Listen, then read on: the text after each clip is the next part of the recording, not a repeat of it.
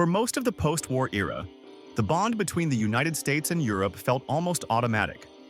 It was the kind of relationship people stopped questioning because it seemed permanent, like gravity. Shared history, shared values, shared security. When trouble appeared anywhere in the world, the assumption was simple. Washington and Europe would stand shoulder to shoulder. But here's the uncomfortable truth many are only starting to notice now. That assumption is quietly breaking down. Something fundamental has shifted. Not overnight, not with a dramatic announcement or a single summit gone wrong, but slowly, through language, priorities, and behavior. And the consequences of this shift won't stay confined to diplomats and policymakers. They will reach markets, savings, pensions, and the everyday economic reality of millions of people on both sides of the Atlantic. What makes this moment especially important is that it's easy to miss.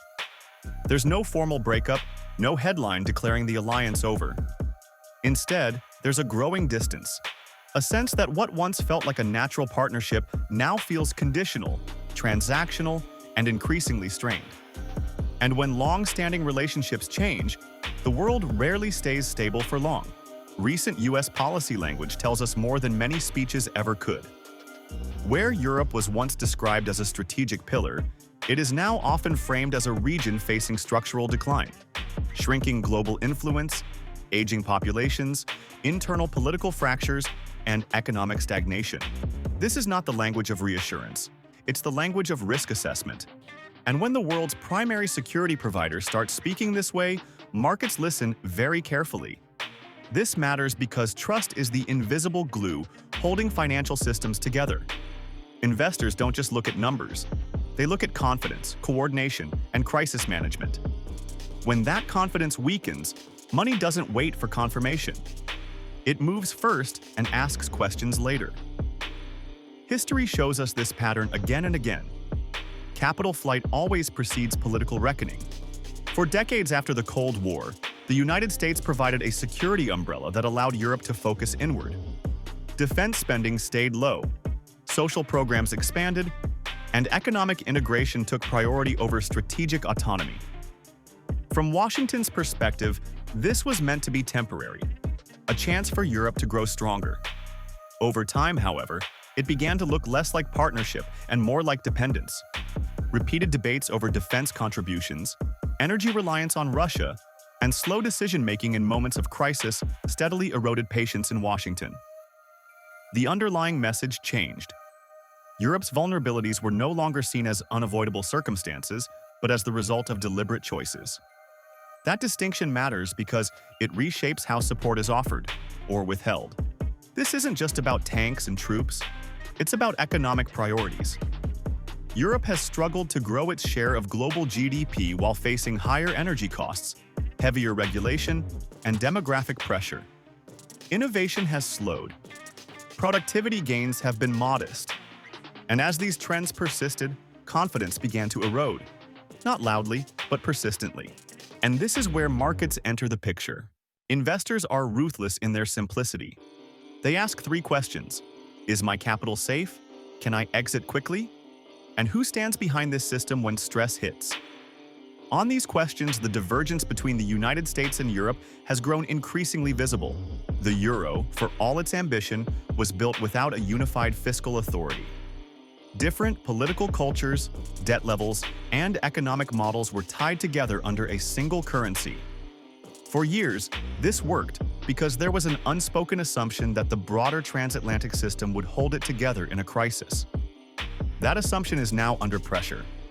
As doubts grow, the euro behaves in a telling way. It struggles to rally on good news, but reacts sharply to bad news. That asymmetry is not random. It's the market pricing uncertainty. And for a currency, uncertainty is corrosive. European government bonds tell a similar story. Once treated as unquestioned safe havens, they now carry an unspoken question. Who ultimately guarantees them? In a serious crisis, where does responsibility truly lie?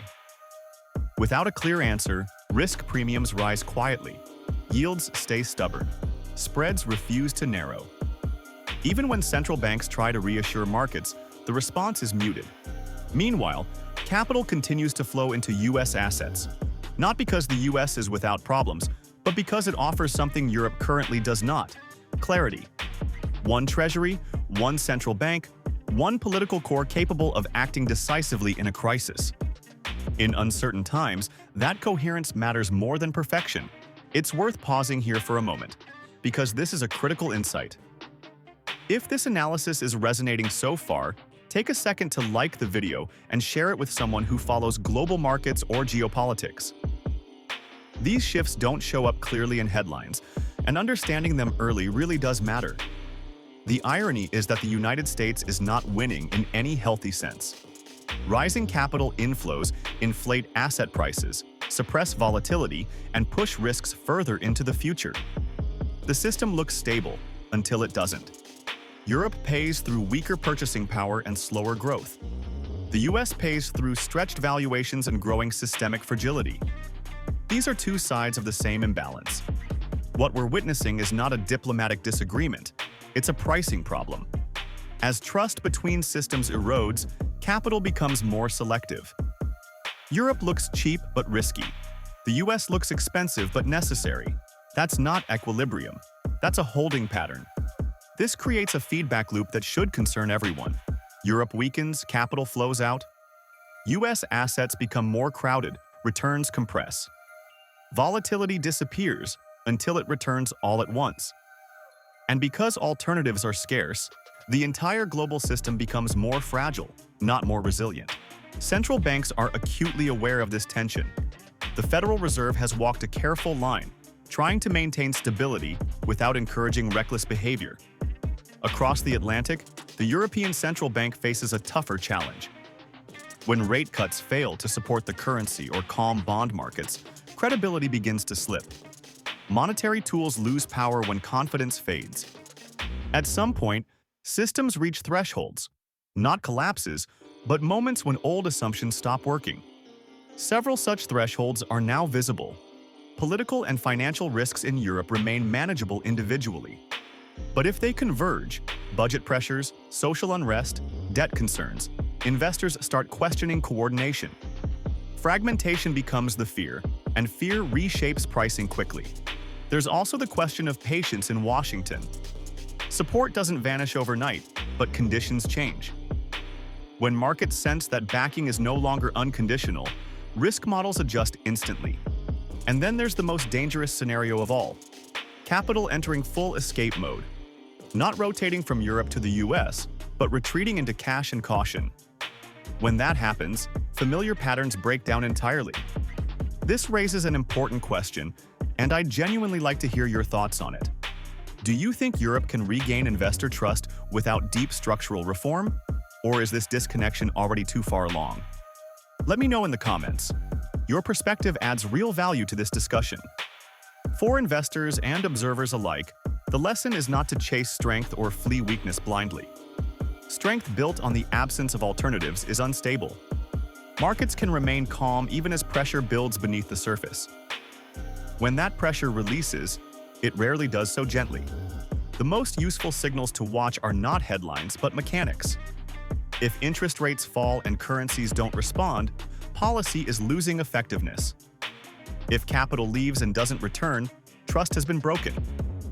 If rhetoric intensifies while markets remain unmoved, tension is rising. This period is less about maximizing returns and more about avoiding the wrong risks. Power is centralizing. Alternatives are thinning. Costs are being redistributed unevenly. And none of this can continue indefinitely. What's unfolding is not collapse, but disconnection. A gradual uncoupling of assumptions that once held the system together. Europe's weakness is not America's strength. It's a symptom of a system searching for a new balance. Those who navigate this environment successfully will be the ones who focus on behavior, not slogans. On flows, not promises. On structure, not sentiment. The old equilibrium is gone. The new one has not yet arrived. And that in-between space, uncomfortable, uncertain, and often misunderstood, is where the biggest mistakes are made and where the most important opportunities quietly form. If you found this analysis useful, make sure to like the video, subscribe to the channel, ring the notification bell so you don't miss future updates, and thank you very much for watching.